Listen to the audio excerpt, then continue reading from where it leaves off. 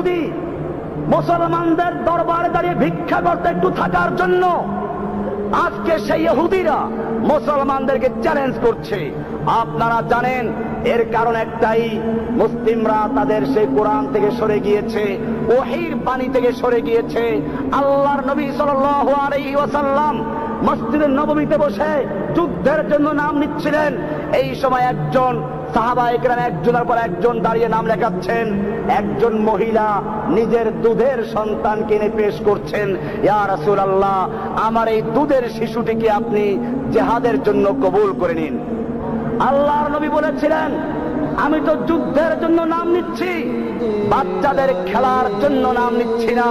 তোমার এই বাচ্চা না তীর চালাতে পারবে, না তরবারি চালাতে পারবে, না ঘোড়ায় বসতে পারবে, না উঠে বসতে পারবে, না ঢাল ঘুরাতে পারবে। ওই মহিলা তখন বলেছিল, ইয়া রাসূলুল্লাহ, আমিও জানি